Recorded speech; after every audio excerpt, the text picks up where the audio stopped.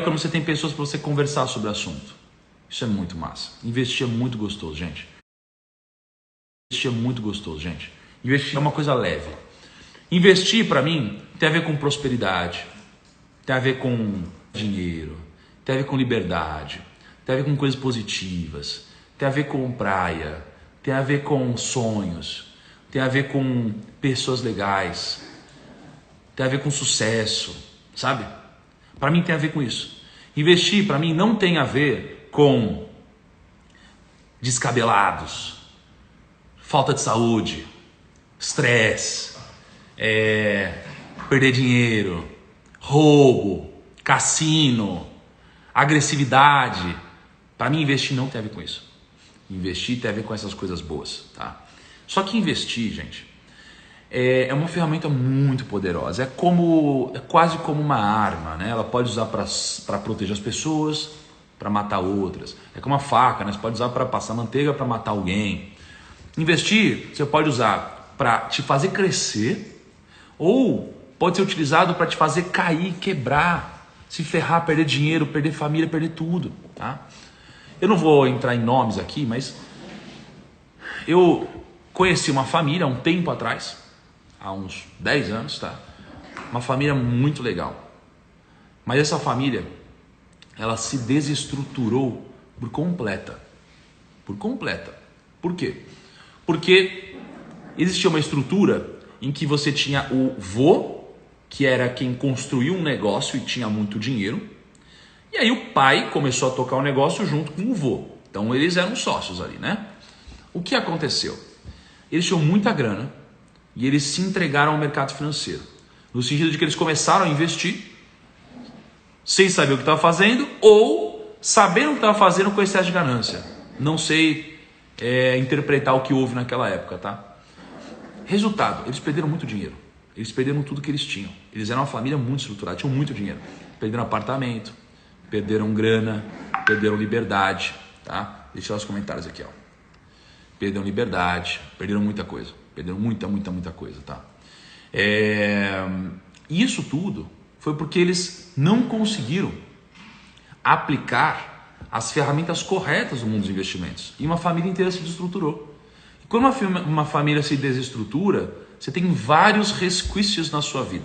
Então a empresa foi afetada, porque a família triste, a família magoada, a família depressiva, o pai e o vô brigando, todo mundo brigando, cara, cai nos funcionários. Então começaram a perder funcionário, a empresa começou a ser ineficiente, começou a acontecer isso.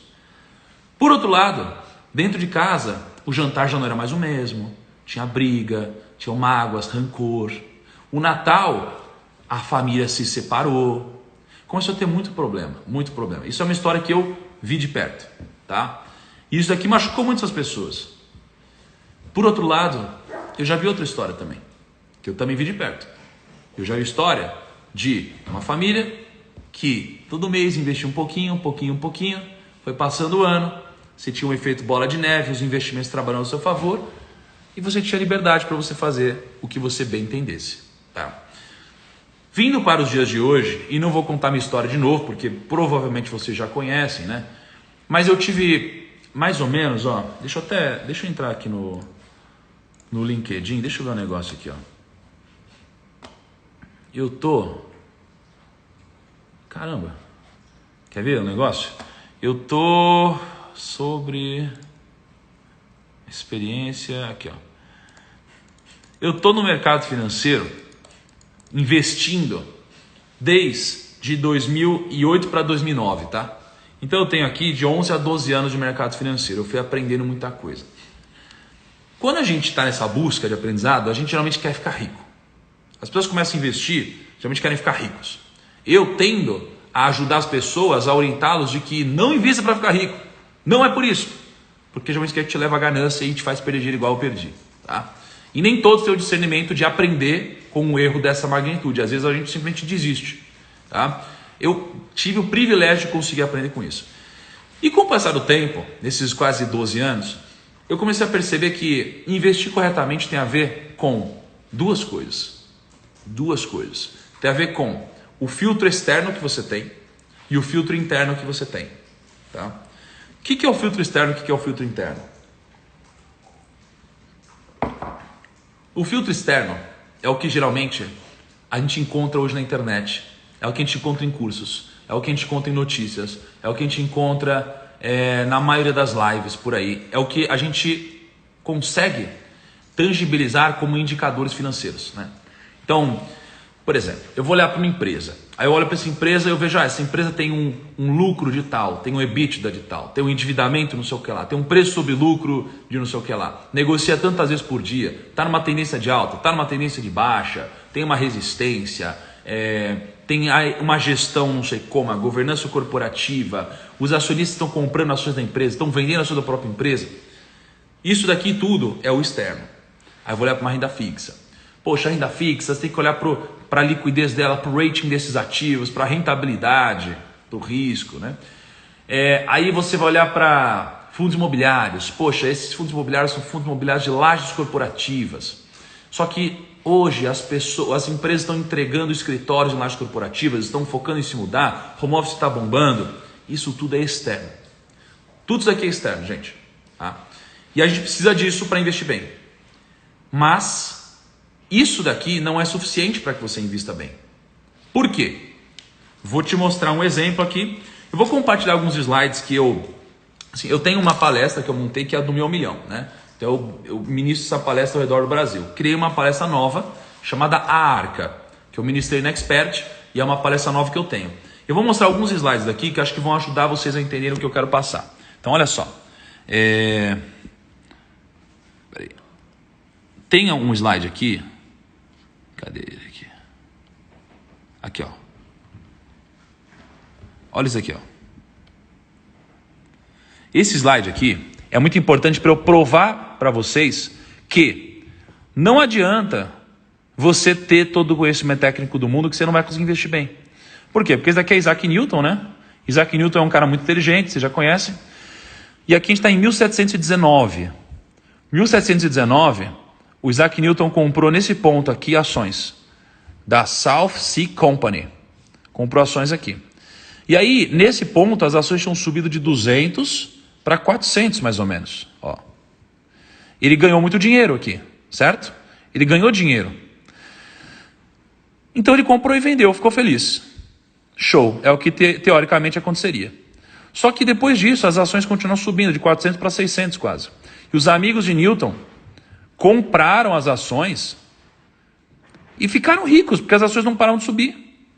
Até que chegou aqui as ações a quase 800, e o Newton pensou assim, como que pode ter gente mais burra que eu, ou gente menos inteligente que eu, ficando muito mais rica que eu? Eu não admito isso. E as ações estavam subindo e subiram muito. Só que nesse momento o Newton não comprou quanto ele tinha comprado aqui embaixo. Ele comprou muito mais, porque ele queria ficar muito rico aqui. As ações subiram, ele ficou feliz por um período. Depois as ações caíram, tudo isso de novo. E aqui ele quebrou. Sacou? Em 1720 para 1721. Isaac Newton quebrou. E aí ele criou essa famosa frase. Eu consigo calcular o movimento dos corpos celestiais, mas não a loucura das pessoas. Então, por que eu mostrei isso para vocês? Porque Isaac Newton é, sem sombra de dúvidas, uma das pessoas mais inteligentes da história. Ele foi comprovadamente, Ele foi comprovadamente uma das pessoas mais inteligentes de todas, ó. As 10 pessoas mais inteligentes da história. Olha que interessante. Você tem aqui, ó. Leonardo da Vinci, Nicolau Copérnico, Isaac Newton, Galileu Galilei, Nikola Tesla, William Shakespeare, Voltaire. Você tem aqui essa galera. O QI deles era muito alto. Era muito alto. E esse cara foi se aventurar no mundo dos investimentos. E aí você pensa, se esse cara perdeu dinheiro, como que eu vou ganhar dinheiro no mundo dos investimentos? Esse cara é muito inteligente. E de fato, eu me questionei isso por muito tempo. Até eu entender que você precisa de duas coisas para investir. Você precisa disso, que é o daqui para fora, e você precisa do daqui para dentro. E o daqui para dentro é o quê? São os princípios que você não pode ferir. São as suas emoções. É quando você olha um homem, que ele é incrível nos negócios. Incrível nos negócios. Ele vai lá, monta um negócio gigantesco. Gerencia as emoções de 100 mil funcionários. Deixa eu liberar os comentários um pouquinho. Então ele gerencia 100 mil funcionários, gente. Ele faz um trabalho exemplar. Ele ganha muito dinheiro. Ele consegue massagear o ego de presidentes ao redor do mundo. Ele consegue lidar com a política no Brasil. Ele consegue lidar com todo mundo ao seu redor. Todo mundo, o cara é incrível, negocia como ninguém, é mais inteligente que qualquer um, controla suas emoções, não se estressa quando tem que se estressar. O cara faz tudo. Aí o cara vai, se envolve com uma menina que claramente quer abusar dele. Ele vai lá e cai nesse golpe. Ele cai no golpe.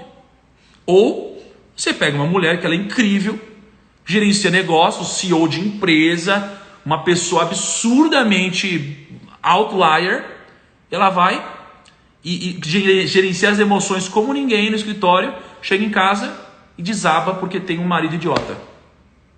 Por que isso acontece, gente? Por quê? Porque as emoções, no final das contas, se elas forem descontroladas, elas vão acabar contigo. Vão acabar contigo, entendeu? Vão acabar contigo.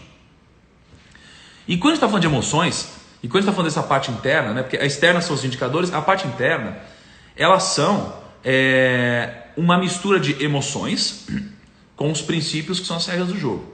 Tá? Então, pensa nisso. Ó. Indicadores e análise técnica. E aqui dentro, emoções, que são vieses, e princípios de vida que não podem ser feridos. Para você investir bem, você precisa dessas coisas. Durante muito tempo, eu só falei sobre os indicadores técnicos. E aí o mercado evoluiu.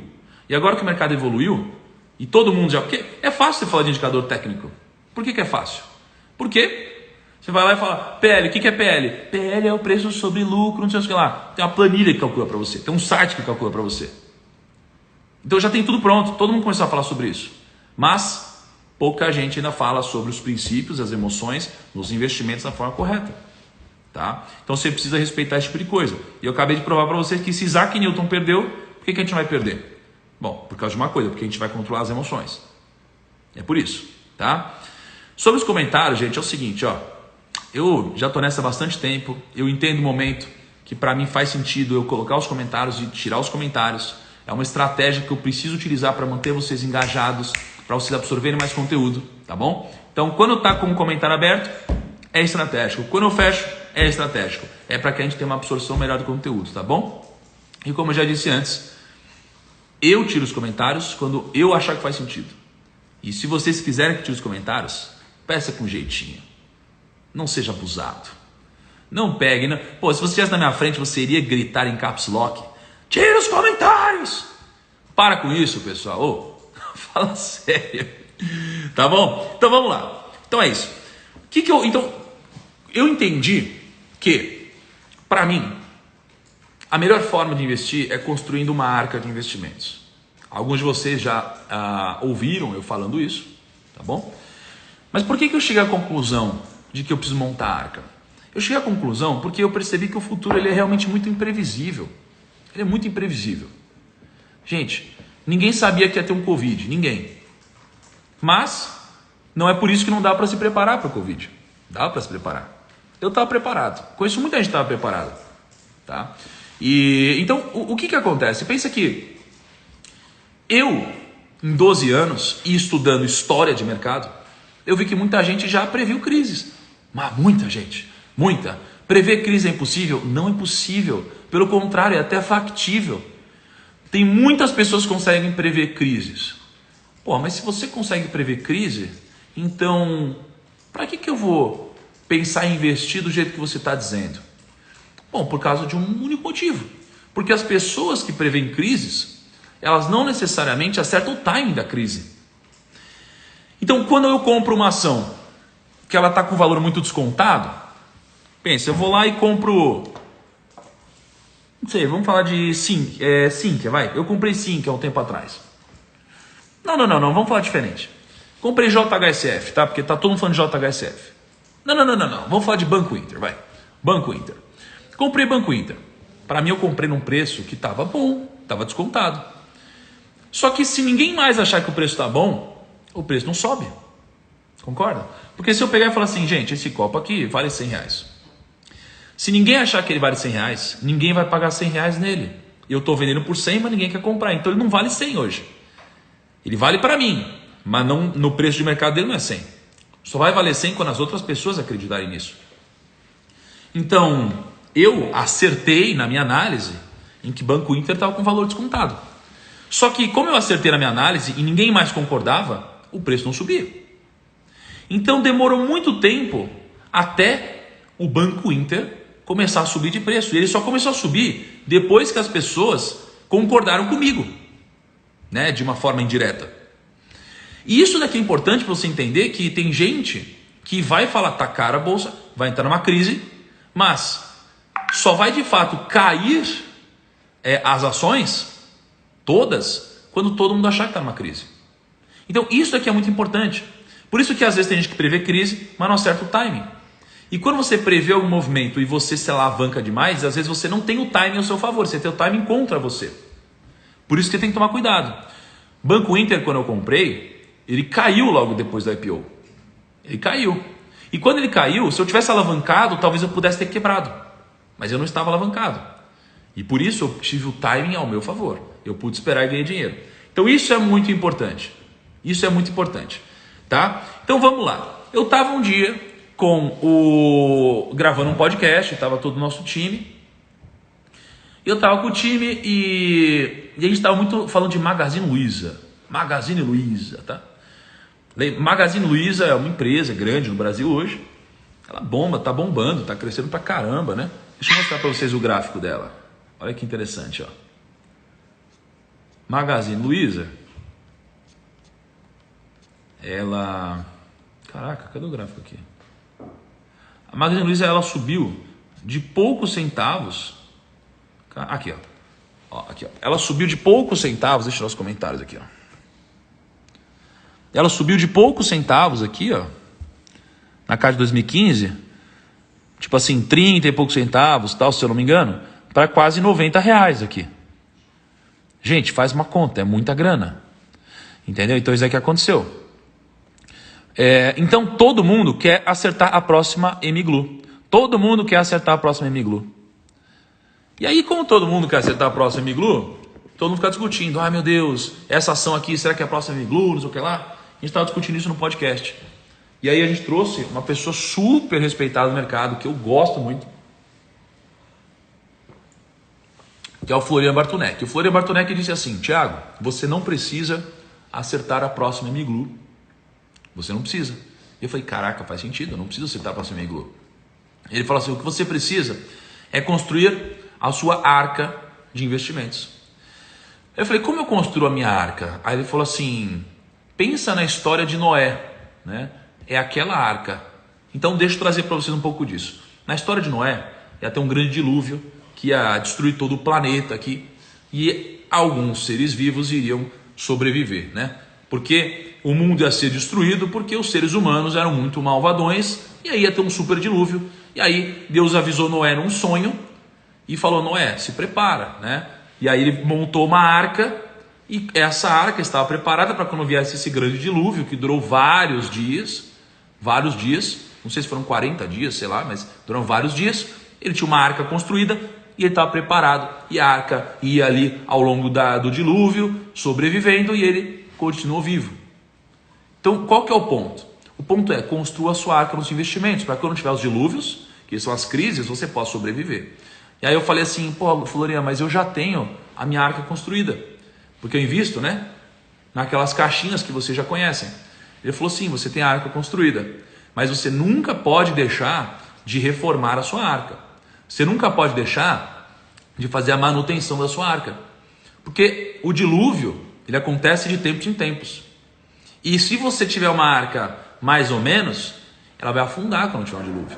E se ela afundar, ela vai estar submersa, vai continuar sendo uma arca, mas vai estar submersa. E vai ser muito difícil você resgatar ela das profundezas. Eu falei, caraca. E eu achei isso muito legal. Por quê? Olha que interessante. Quando Noé construiu a arca dele, todo mundo chamou Noé de louco. Todo mundo chamou Noé de louco. Então quando a gente está construindo a nossa arca, todo mundo chama a gente de louco. Todo mundo fica assim, ó, não, mas tá louco, por que você está fazendo isso? Não, bota tudo aqui vai render mais, não, bota tudo aqui, não sei o que lá. Todo mundo chama de louco. E quando tem o dilúvio, esses loucos nem estão aqui mais para falarem que você é maluco. Porque só você sobreviveu. Só os que tinham, de fato, bases sólidas, fundações sólidas, conseguiram sobreviver. Tá? Então, você precisa construir sua arca. Como que eu construo a arca? Tá?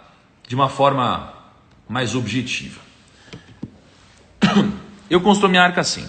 Eu tenho a minha carteira de investimentos, eu divido ela em 4 partes. Você não precisa dividir em 4 partes. Você não precisa escolher essas caixinhas. Você vai escolher as caixinhas que você quiser. A regra é, você não pode ter mais de 30% em cada uma delas, como regra. E você não pode colocar todos os seus ovos na mesma cesta. E você precisa rebalancear o seu portfólio. Então, eu tenho o primeiro caixa.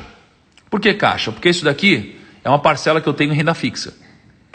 Mesmo a renda fixa rendendo pouquíssimo hoje, rendendo 2%, ela me dá segurança, ela me dá oportunidade, me permite ser o vendedor de lenço. Tá? Isso daqui vai me dar, gente, liberdade. Liberdade, tá? Eu tenho uma parcela em real estate, que seria um mercado imobiliário. Tem um E aqui na frente. Em time, vamos adicionar um E aqui, tá? Então, mercado imobiliário. Por quê? Porque as terras são escassas, gente. Desde a antiguidade, olha só, desde a antiguidade, como que eles mensuravam as pessoas mais ricas da história? Quem tinha terras, não é? Quem tinha terras. Então você tinha os grandes imperadores, você tinha aquelas pessoas que conquistavam outras cidades. O que era poder? Terra. Quanto mais terra, mais poder. Quanto mais terra, mais poder. Tinham os soberanos e os vassalos, né? Quanto mais terra, mais poder. É assim naquela época. E até hoje, a terra ela tem um pouco disso dentro da nossa cabeça, é o que é uma herança que a gente carrega de quão valioso é você ter terras. Por que é valioso? Porque é como o ouro, de certa forma. Não dá para fazer mais terra, não dá. A terra é escassa, não para de nascer gente, não para de nascer ser humano. E eu vou ter filhos, meus filhos vão ter filhos, e assim por diante. E as terras continuam as mesmas. Então a mesma quantidade de terra para mais pessoas. E quanto mais pessoas tem, o preço sobe, porque você começa a ter mais dinheiro em circulação. Qual que é o risco do mundo estar imprimindo muito dinheiro? O risco é, cara, você tem muito mais dinheiro em circulação, mesmo os ativos de ouro, por exemplo. O preço sobe, né, do ouro, porque tem mais dinheiro em circulação. Então isso aqui gera inflação, gera um monte de coisa, tem mais dinheiro em circulação, né? Então terras, acontece isso. Depois disso, o que eu tenho aqui? Eu tenho negócios. Por que negócios? Porque se você for puxar a lista da Forbes, as pessoas mais ricas da Forbes, elas têm negócios, ou são herdeiras de negócios. Os negócios, eles te dão lucro, enquanto você está fazendo outras coisas. Então você tem os negócios e você tem os negócios internacionais. Você precisa ter uma parte em dólar também, tá? Pensa comigo, ó. Você, uma vez eu fiz um vídeo, tá, com um amigo, a gente foi para os Estados Unidos, a gente foi para o Texas. A gente estava no carro, estava no piloto, e aí a gente estava conversando sobre investimentos. Eu falei, pô, sabe o que é legal? Eu vou voltar dessa viagem com mais dinheiro do que eu vim.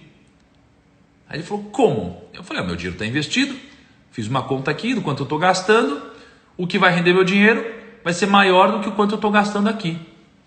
Ele falou, nossa, que legal. Que legal. E o mais interessante é que enquanto você está fazendo outras coisas, se você tem negócios, você tem uma equipe trabalhando por ti.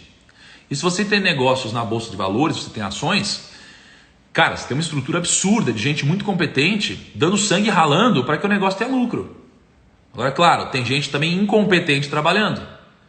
Então o ponto é, você precisa escolher bons negócios. Porra, eu quero gente ferrada trabalhando para mim, não quero gente ruim, gente lixo, gente fraca. Eu quero gente top, eu quero gente que estudou, eu quero gente que tem resultado.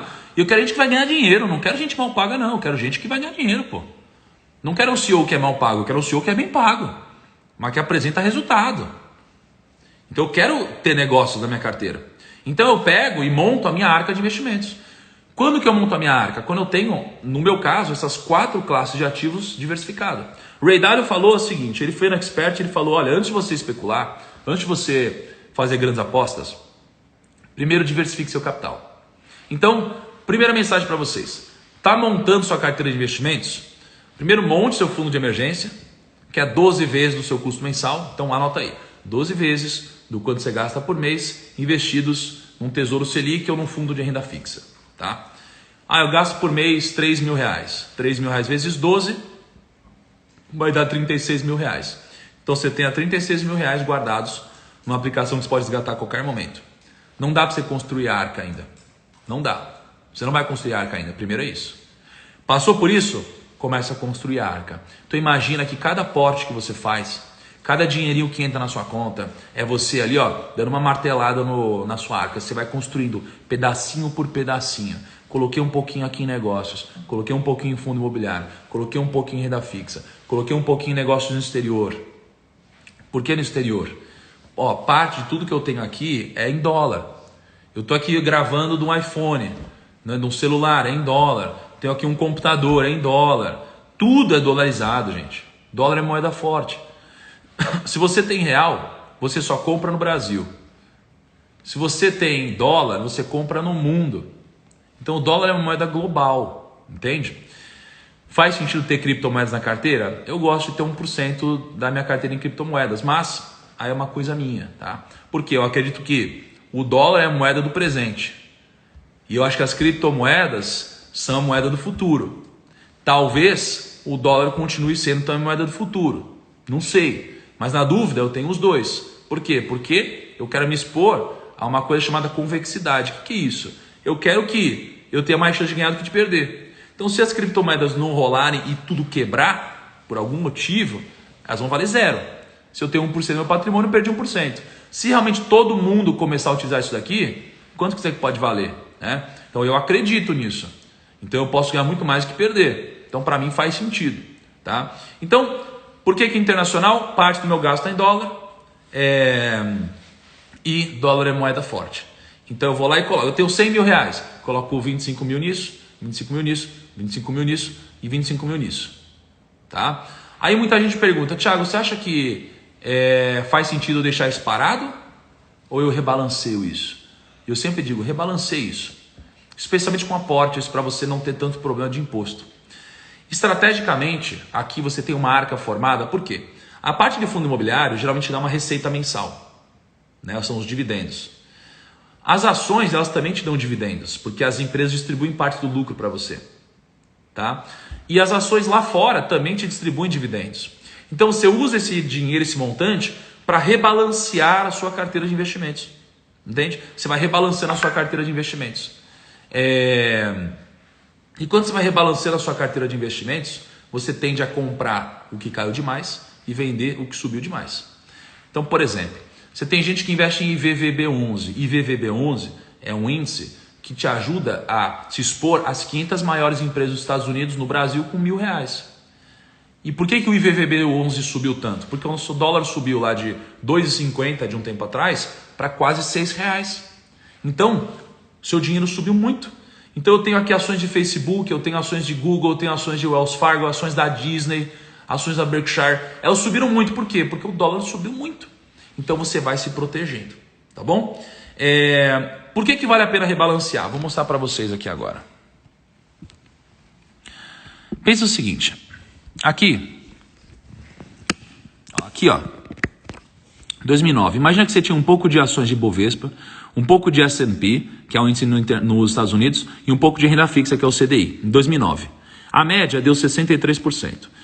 Aí em 2010, você tem aqui um pouco de S&P, um pouco de CDI, um pouco de Bovespa. Aí em 2011, um pouco de fundo imobiliário. O laranja é sempre a média. Tá vendo aqui o laranja é sempre a média? Ó? Sempre a média. Então o que você percebe aqui? Que se você tiver um balanceamento disso, você nunca vai ser a melhor carteira do ano e nunca vai ser a pior. Em nenhum exemplo, tá vendo? Só que o resultado é esse. No longo prazo, você não perder muito nas grandes quedas te beneficia muito. Te beneficia muito. Tá? Por quê? Porque se você perde, você tem 100 mil reais, perde 50%, você vai ter 50 mil. 50 mil para virar em 100 mil precisa render 100%. É muito mais difícil. Ó, aqui é um exemplo, aqui é o Ibovespa, tá?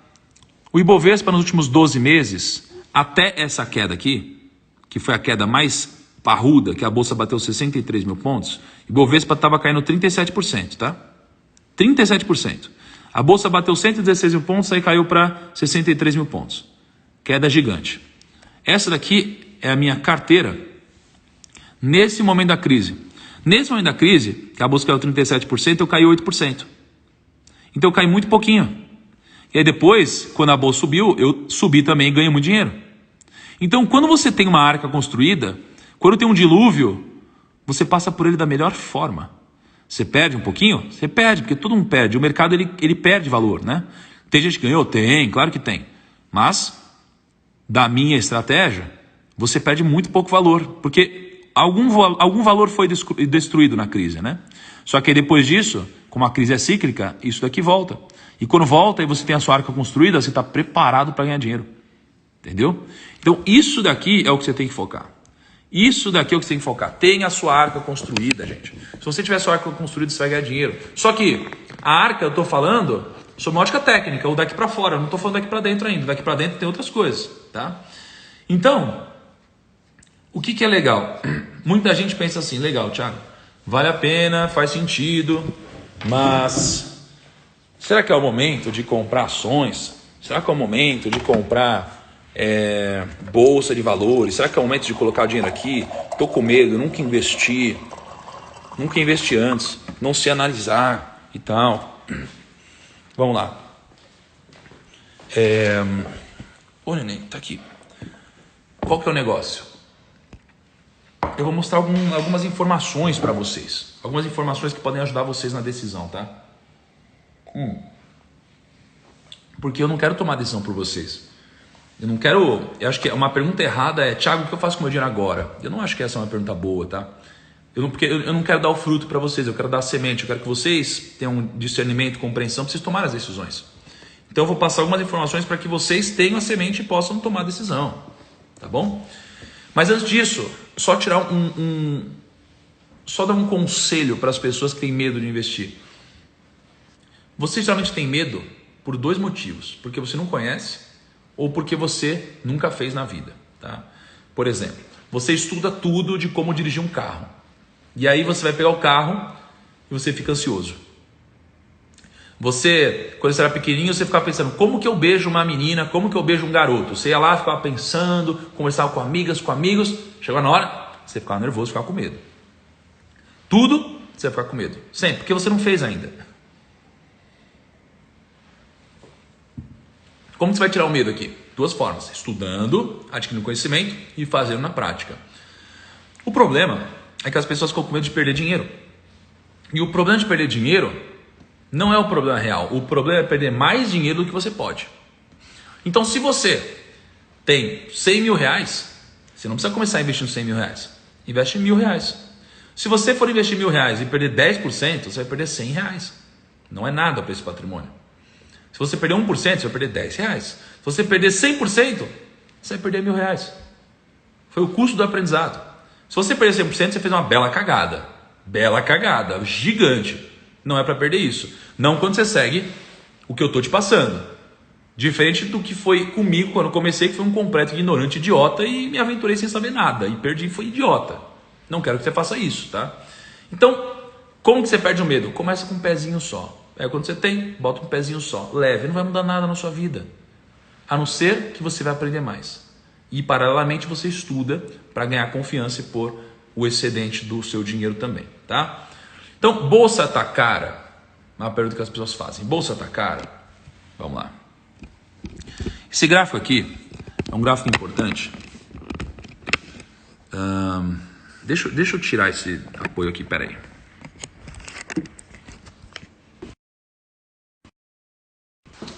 Bolsa tá cara? Vamos lá. Eu tenho um gráfico aqui que eu e meu time a gente sempre alimenta, que eu gosto muito, que é o gráfico do PL, tá? Então essa linha laranja, ela é a bolsa de valores, tá? Então aqui é a nossa bolsa de valores desde 1999. Bolsa que é 10 mil pontos, aí ela teve uma crise aqui de 2.000, foi para 8 mil pontos, aí aqui ela veio para 36 mil pontos, a crise em 2008, continuou crescendo. Aqui estava em 95 mil pontos, hoje ela já está em 102 mil pontos, ok? Só que aqui é a bolsa. Aqui embaixo é um indicador, que é o PL. Então o PL, ele é muito importante. Por quê? O PL é o preço sobre o lucro, né? Então é como se eu pegasse o preço da bolsa e dividisse por todo o lucro das empresas na bolsa. Então eu pego quanto vale, né, todas as empresas da bolsa, eu divido pelo lucro de todas as empresas da bolsa. Quanto menor o PL, melhor. Por que quanto menor, melhor? Porque pensa comigo, eu tenho uma empresa que ela custa $1 milhão e ela tem um lucro de $100 mil. Ela tem um PL de 1 milhão sobre 100, dá 10. Agora, se esse lucro dela aumentar para $200 mil, é 1 milhão sobre 200, então o PL dá 5. Um PL de 5 é mais baixo que 10 e é melhor. Quanto menor, melhor. Beleza? Então aqui, ó, PL aqui chegou a 5. O que a gente olha? Estava barato. O PL aqui depois da crise chegou a 7. Estava barato. Aí o PL aqui chegou na máxima histórica do Brasil, a 17,66. Logo aqui depois de 2008. E agora, se a gente for puxar aqui, quanto está nosso PL? Ele está 13. Só que a Bolsa não está mais 95 mil pontos, ela está 102 mil pontos. E o PL, ele vai contabilizar o resultado que vai sair do segundo trimestre das empresas. Então o PL deve subir mais para quase 17. Então o que a gente vê aqui? Que em real, a Bolsa que está em real, a gente está com um PL próximo da máxima histórica no Brasil. Se a gente for olhar sobre a ótica em real, parece que está caro. Mas, se a gente for olhar sobre a ótica em dólar, já muda um pouco. Porque pensa, o gringo ele tem dólar. Então, como o gringo tem dinheiro em dólar, o gringo ele pensa assim, bom, se o dólar estava em 2,50 agora está valendo 5, para ele ficou 50% mais barato comprar alguma coisa aqui. Então a gente tem que olhar para a nossa bolsa também em dólar, porque é a ótica do gringo sobre a nossa bolsa. Então aqui, ó, crise de 2002, crise de 2008. Se a gente for olhar em dólar, a nossa bolsa está no mesmo patamar da crise de 2008, até menor. Entende? Então, em dólar, talvez nossa bolsa esteja barata. Aí você vai pensar, bom, isso daqui é o CDI histórico. O que é o CDI? O CDI é a renda fixa. E a renda fixa, ela tá caindo pra caramba, né? Então a gente tinha um CDI de 20%, ou seja, o dinheiro rendia 20% ao ano sem você fazer nada, e ele foi caindo, e foi caindo, e foi caindo, dessa forma. Olha como ele foi caindo. Caiu sem parar, caiu, e ele tá aqui embaixo hoje. Isso daqui é bom para a Bolsa? Isso é bom. Por quê? Porque força as pessoas a saírem da zona de conforto e procurarem outras aplicações financeiras.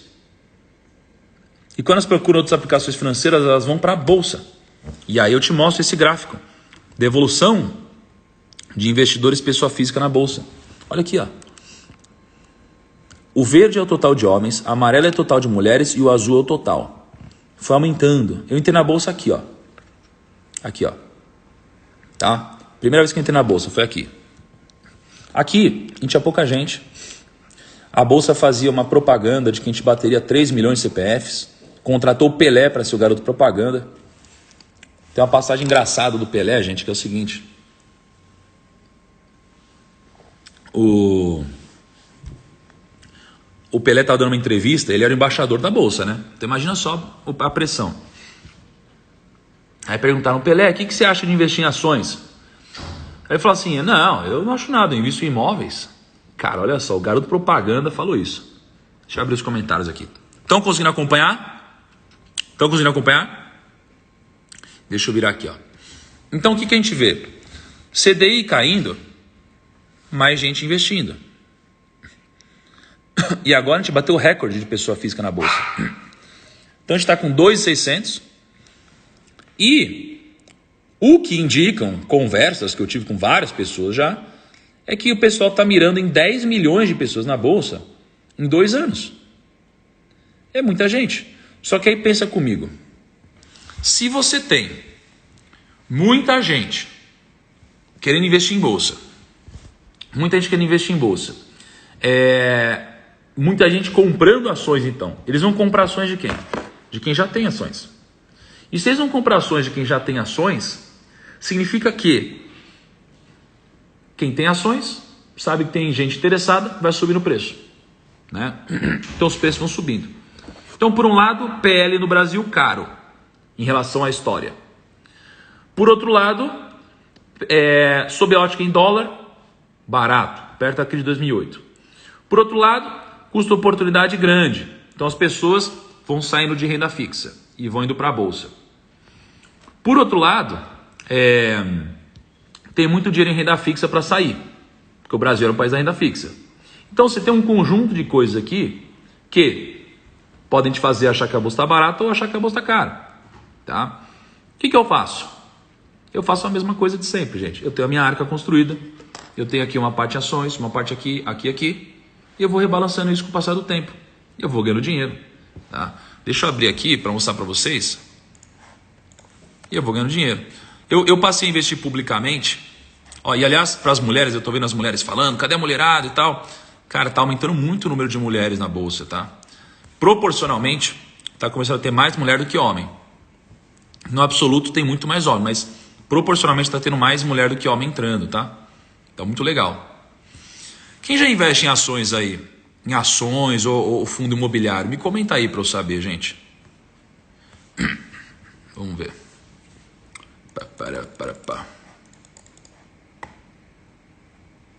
Vamos ver. Ó, olha que interessante aqui, ó. Ó, eu comecei a investir publicamente o meu dinheiro aqui, ó, foi 7/2 de 2018, não, 6/2 aqui de 2018, tá? Então faz 19, 20, faz 2 anos e meio, né, mais ou menos. E aí desde então, olha que interessante. Minha carteira rendeu 180%, CDI 13%, Ibovespa 19%. Por que isso daqui? Porque eu tenho a arca construída. E olha a poupança, gente, a inflação, ó. Porque eu tenho a arca construída, sacou? Então isso daqui é o que importa. Tem a sua arca construída, tá? E só que qual que é o ponto? Eu tô vendo aqui que acho que não vai dar tempo de eu falar hoje, né? Acho que a gente vai prolongar muito aqui. Porque eu queria falar com vocês sobre os indicadores, o que você olha em cada parte da sua arca. Quando você vai olhar para as ações, o que você olha em ações, o que você olha em renda fixa, o que você olha em fundo imobiliário, o que você olha em investimento internacional, tá? E aí depois eu preciso entrar na parte interna, que é o que de fato fez Isaac Newton perder dinheiro e é o que a gente não pode vacilar. Tá? Aliás, se você tiver só a parte interna, eu acho que você já vai ter muito resultado a longo prazo. Tá? Se você juntar as duas, acho que você tem mais resultado. Então, olha só. Só rapidinho, ó, tem viés, eu preciso passar dos viés para vocês, que isso daqui ajuda a gente a ganhar dinheiro. Tá? Tem os vieses, você tem os princípios aqui importantes, né? Você tem a ganância, você tem muita coisa, preguiça, tolice, conselheiros, tem muita coisa, mas enfim, eu não vou passar isso aqui hoje para vocês, acho que vai ficar muito grande talvez. Hoje, quase 2 horas de live aqui, acho que pudemos entregar bastante.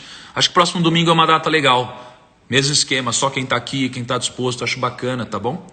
E enfim, gostei bastante da experiência hoje. O que vocês acharam aqui antes de a gente fechar? Vocês curtiram a dinâmica hoje? Passamos bastante coisa, né? Passamos bastante coisa, né? Ó, vem cá, vocês curtiram? Legal, muito bom. O Kaique, o que a gente vai fazer hoje, hein? Vamos sortear o que hoje, Kaique? Vai ser de novo isso aqui? Esse super kit do primo? Kaique, você é fogo, hein, mano? O Kaique, ele fala assim, ó, sábado e domingo a gente tem que sortear o Primo Box. Por quê? Porque é quando tem menos gente. E é para prestigiar a galera de novo. Então agradeçam aí, Kaique, curtindo muito. E Kaique tá falando aqui também para quando a gente abrir uma mentoria, para também sortear a mentoria aqui para algum de vocês, tá? Aliás, tô pensando em quem sabe a gente faz a nossa última mentoria da história aqui, porque a gente tem um projeto que a gente vai lançar, não sei se vai dar tempo de lançar. E se a gente não for lançar esse projeto a tempo, talvez a gente abra uma última mentoria, a última mentoria da história do primo aqui. Quem sabe, vamos pensar. Se eu for abrir uma próxima mentoria, eu aviso vocês nos próximos dias, tá bom? Foi bem legal a última mentoria. A gente trouxe mais de 30 convidados, muitos bilionários, muita gente. Foi bem legal mesmo. Se a gente for abrir, eu aviso vocês. Tá? Vamos ver, depende de alguns projetos aqui. Aí eu aviso, beleza? Pessoal, tamo junto. Vou postar a frase do dia. E para participar do sorteio do Primo Box, vocês já sabem, é só vocês marcarem 2 pessoas no feed. Marquem pessoas que não acordaram hoje ou que não estão participando do desafio para ajudar a gente a crescer, a levar a mensagem para mais gente. A mensagem é muito mais importante que o mensageiro, tá bom? E dê uma moral. Espero que vocês tenham gostado dessas 2 horas de live. Amanhã, segunda-feira, continuamos. Capítulo 20. Tá bom? Tamo junto. Dá tchau, cá. Tchau, bom fim de semana. Tchau, gente. Beijo, bom final de semana.